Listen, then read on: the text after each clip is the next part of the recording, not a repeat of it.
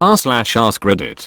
What is the most terrifying thing you've ever experienced while home alone? One night I was watching The Conjuring at home with my little sister when we heard someone putting a key into our front door and opening it. We were sitting in the living room next to a sliding door that was very close to the front door, so we both heard it very clearly. Now this didn't alarm us, since we knew our dad had recently gone out to get some stuff, so we just assumed he had returned.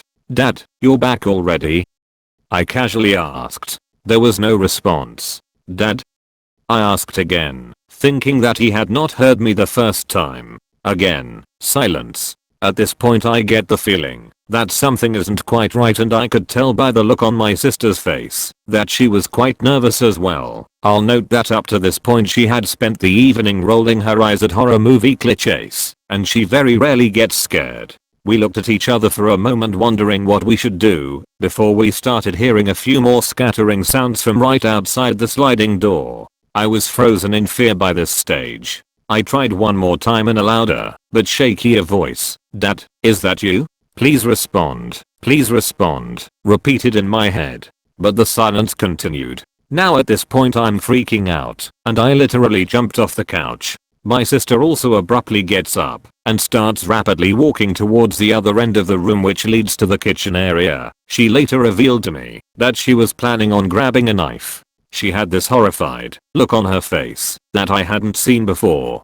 We looked at each other in nervous silence. I didn't really know what to do, and I didn't want to make any further sounds. I finally decided to walk up to the sliding door and began opening it as slowly as possible, peering into the darkness. I know, I literally became the idiot who investigates the unknown, creepy noise without anything to protect myself with. When the door was finally open wide enough, I poked my head out and scanned the corridor, preparing for the worst. To my surprise, there was no one there. But what was more strange was that the front door was still completely shut. We never heard the door close. My sister and I were obviously both extremely relieved, as we were almost certain that there was an intruder in the house. After this, I immediately went to go ask my mum, who was situated in her bedroom at the other end of our house, if it was her, or whether she had noticed anything.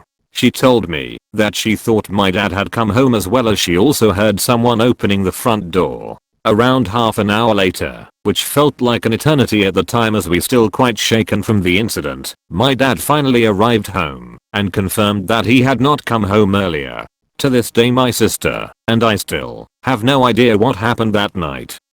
I was home for the weekend from uni, but my parents and siblings were away, so was home alone. Our house is quite secluded, with a church and graveyard next door and closest neighbors up the street, but quite a bit away. I had all the doors locked and was settling down to watch a movie when the doorbell starts to ring, so I go to answer it. No one there. Then the back doorbell rings. No one there again. This keeps happening over and over, and it is pitch black outside. Then whoever it was began banging on windows and yelling. At this point I'm freaking out, so I begin to call the police and yell at the people outside that I've called them, when it turns out it was a couple of fellas from uni playing a prank on me. I was terrified and reduced to tears at this point, but they thought it was hilarious. They did a few more things like that to me over the 2 to 3 years I was at uni with them, and I always thought they were my friends. I'm older and wiser now to know that they were just cunts. A few years ago I was home alone in my basement playing video games when I hear the door that connects my kitchen to the garage creak open and slam shut, but I never heard the actual mechanical garage door open. Then I heard heavy footsteps of someone wearing boots walk the length of my kitchen directly above me. I originally thought, oh, my brother must have forgotten something, as he had left about 5 minutes before that for work. So I was about to yell up to him to make fun of him, but something in the back of my mind was telling me, hold on, something's not right here. So I muted my TV to both hear better and to stay quiet. Then I heard the footsteps turn around and walk back to the door, and again I hear it creak open and slam shut. But again I never heard the actual mechanical garage door open or close. So I slowly walk upstairs thinking maybe my brother just forgot to close the garage door. I slowly open the door to my garage and see that the garage door has been closed the entire time. The only two explanations I can come up with are either something paranormal happened or someone broke into my house, walked through my kitchen, and left without taking anything, while also not letting me hear them open my garage door. In my opinion, both are equally terrifying to me. One day while I was working afternoons a couple years back, I woke up at around 10 AM and started to watch American Dad before getting up. Next thing you know, I hear my back door open. A normal thing in our home, since we only use the back door. But no one was supposed to be home yet. I assumed it was my mom and didn't think anything of it. Then I heard footsteps coming up the stairs as my bedroom was on the second floor. I call out to my mom and get no response. Then my door cracks open and a head pops in. It's a 30-ish-year-old man with a blonde beard and a big mane of greasy hair who looks shocked to see me. At the time I was about 260 pounds, 6 feet 3 and 20 years old. I was also sitting in only my boxers. Before I was able to realize what was happening, he asked, "Is this the residence?" To which I reply, "No." He makes a swift exit, and before I can recollect my thoughts, he's not even in my driveway. Talk to a family friend who is a veteran police officer. Turns out a man has been pulling this kind of stunt to rob people in nearby towns. I was 13 and my dad was at work, and my little sister, then 8, was at my grand's house. My dad and my older sister, then 16, had recently stolen back her dog, the sweetest Aussie Shepherd mix you ever met, from the guy my mom had given it to after she abandoned my older sister on the side of the road. This man did not treat the dog well, and the dog still gets scared before eating to this day. So while I was home alone, the man comes up the driveway and knocks on the door. I gave the 1-minute gesture and then grabbed the dog, literally had to carry her because she hates stairs, and my janky flip phone, and locked myself in the upstairs bedroom to call my dad while freaking out and then calling the cops and getting mad at them because I was 13 and scared and alone. Edit for clarity. Was home with my infant twin daughters who were sound asleep. I was watching TV in the lower level of my tree-level home. On that level, the windows look out to the backyard, and as I got up to go to the kitchen, something caught my attention. What looks like a pale left arm is being subtly illuminated outside in the far right window, maybe 6 inches away from the window. It had angled straight down, as if to steadying itself. My heart sunk. Then I could feel my heartbeat in my neck. I ran up the few stairs to the main floor and grabbed my phone and returned to see if it was still there. Nope. Nothing. I've never been remotely shaken like I was then. Called the non-emergency police, and when they arrived, walked to the backyard with the officers, but didn't find anything. They were great and kept saying calling them was the right thing to do. It's what we're here for, etc.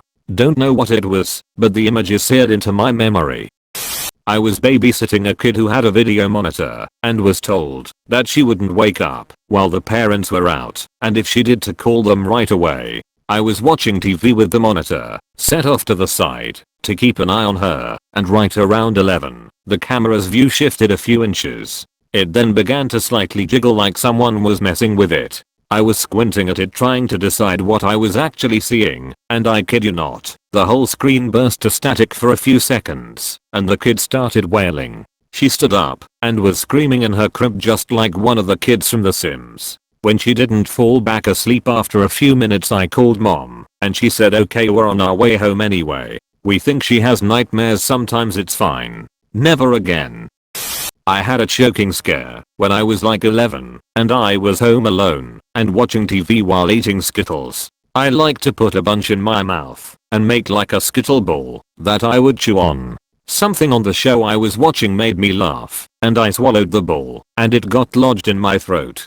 I then experienced a few seconds of sheer terror because I realized that there was nobody here to help me at all and I was probably gonna die. Then I remembered some cartoon or something where someone jammed their stomach on a chair and got something and stuck from their throat. So, I lunged at the corner of the recliner as hard as I could with my stomach and it actually worked and popped the small ball out. It was super lucky because I really had no idea what I was doing, but one of the worst feelings I have ever experienced.